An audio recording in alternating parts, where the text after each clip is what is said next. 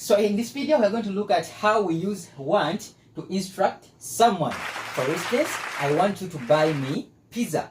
I want you to bring me tea. Leo tugenda kulaba engeri tukozesaamu njagala want. Remember in the previous video, we saw that want means njagala in Luganda.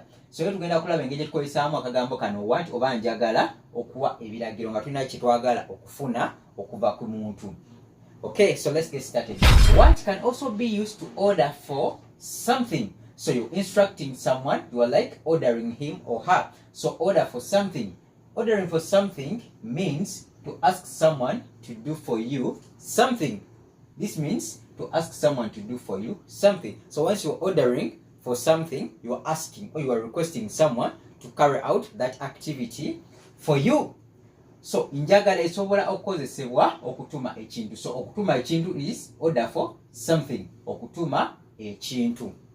Okay, and please note, want is commonly used in restaurants and other public places when we are requesting for something. So tutagikoyesa mu restaurant nga tulina kye twagala okusaba. For example, I want to buy milk. I want tea. I want coffee. So we use want when we are ordering for something. So let's see how it's used.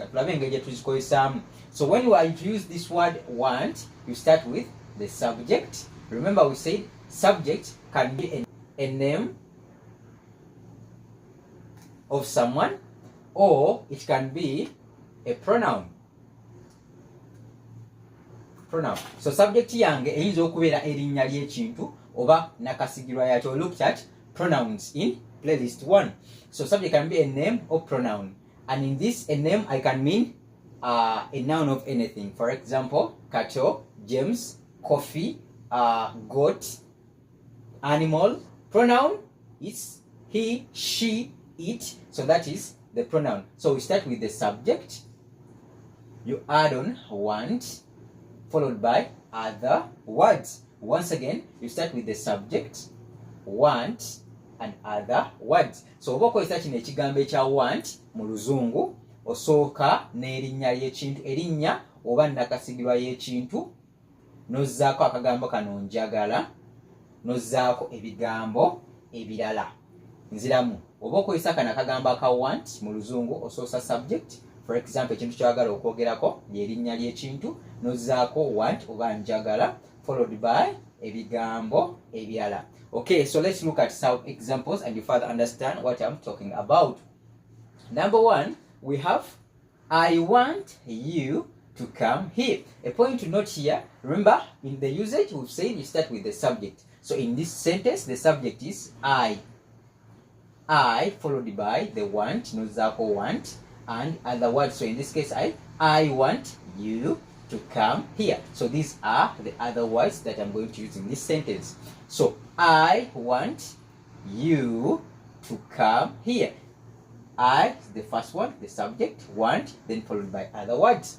Okay, so this in Luganda is inze osoka n'erinnya ly'ekintu. So neyogerako, I'm talking about I. So inze, njagala nga we tulabye wano n'ebigambo ebirala. Once again, inze njagala gwe you ojje wano. Once again, inze njagala gwe ojje wano. I want you to come here. Wano is here. Nze njagala gwe ojje wano. You are instructing him or her to come there. So inze njagala gwe ojje wano. So in this case you've used the want to instruct someone. Oba if you don't use this, for advance we say inze nkwagala wano. Inze nkwagala wano. I want you here. Inze nkwagala wano. Oba oyinza okugamba nze njagala gwe ojje wano. And in this case you can see erinnya ly'ekintu inze followed by in. So in this case, since I'm talking about myself, I'm going to go nkwagala wano. I want you here. Hope we are together. The next example we have, we want the blue pencils. We want the blue pencils. In this case, we is the subject followed by want, and other words are the blue pencils. So ife, we, twagala, since you are many. So one changes to twagala when you're using we. So fe, twagala, kalamu za bbululu, the blue pencils. Kalaamu za bbululu. Once again, we want the blue pencils. Ffe twagala kalaamu za bbululu. Hope we are together. Ndowooza tuli ffenna. Okay, let's look at the next example. We have I want fish. Please. I is the subject followed by the want, then other words. So I want fish, please. Once again, I want fish, please. For instance, you are in a restaurant ordering for fish and you say, I want fish, please. If you are many, you will say, we want fish, please. In this case, we will say, Inze njagala kyennyanja bambi, because of please. Inze njagala kyennyanja bambi. A point to note, when you're ordering for something and you're using want, it's advisable for you to use please. Please shows that you are polite in speech. So please oba bambi kiraga egonjebwa mu kwogera. So you say nze njagala kyennyanja bambi. Okay, let's proceed. I want you to paint it. You're instructing him. I want you to paint it.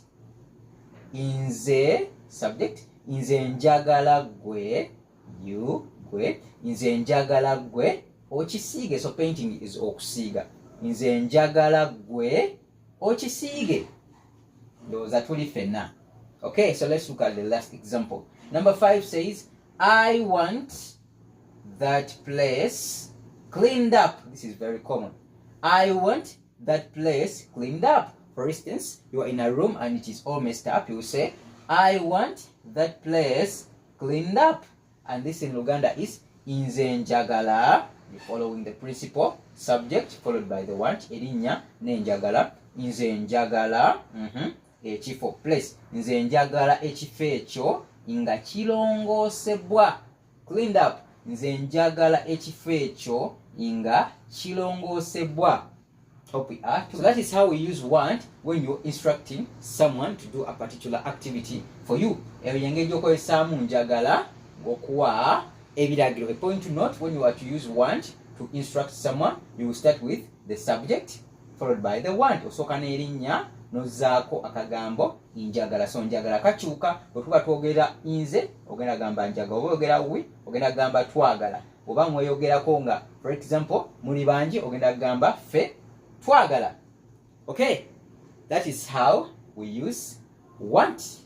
Let's meet up in the next video. Bye bye. Wedaba.